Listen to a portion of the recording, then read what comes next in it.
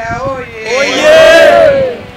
Ndugu zangu, nianze kwa kumshukuru Mungu mwingi wa rehema tujalia kwa hapa leo tukafanya jambo adhimu kabisa la usafi. Nawashukuru sana Elevators, wamekuwa wadau wazuri wa usafi na utunzaji wa mazingira katika halmashauri yetu.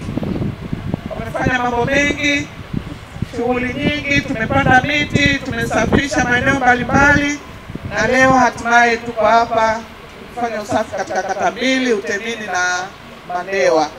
Mimi niwapongeze sana, mmekuwa wadau wazuri na tunajifunza kutoka kwenu.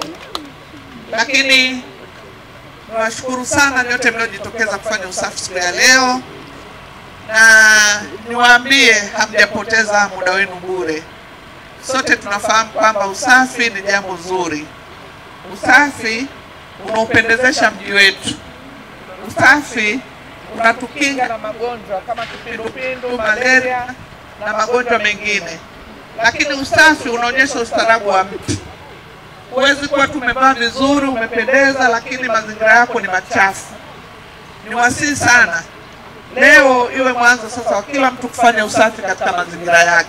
Tusingoje kuwe na amsha sio ya Elevators, sio mkurugenzi, sio hasa mazingira. Hapana, tujenge utaratibu wa kufanya usafi katika mazingira yetu, nyumba zetu na kuzunguka, na mifereji iliyo mbele ya nyumba zetu lazima iwe safi.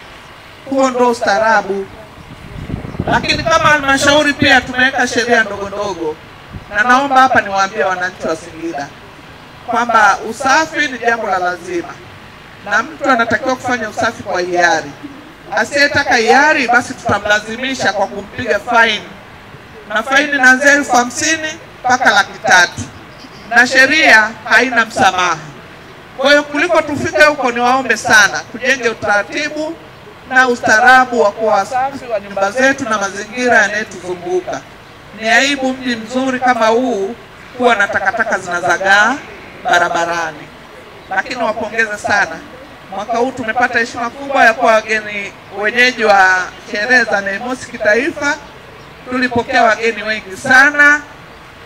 Tulikuwa na hofu labda watalala wapi, watakula wapi, lakini wananchi wa Singida wameonyesha ustaarabu mkubwa sana. Hongereni sana. Tulipata wageni wengi, wamelala, wamekula.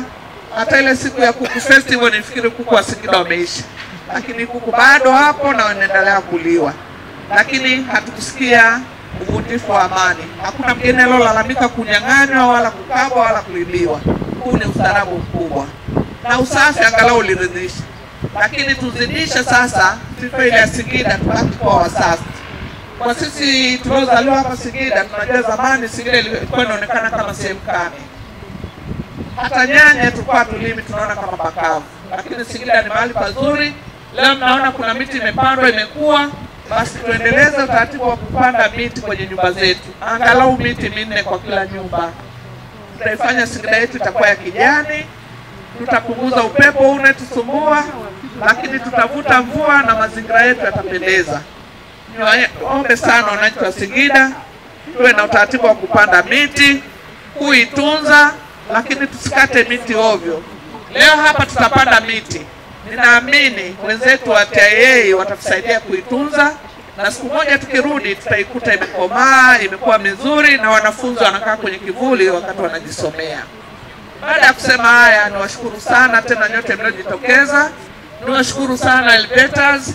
Tujenge tabia ya usafi, tujenge tabia ya kupenda na kupanda miti kwa ajili ya kivuli, kwa ajili ya matunda, lakini kwa ajili ya kuboresha mazingira yetu.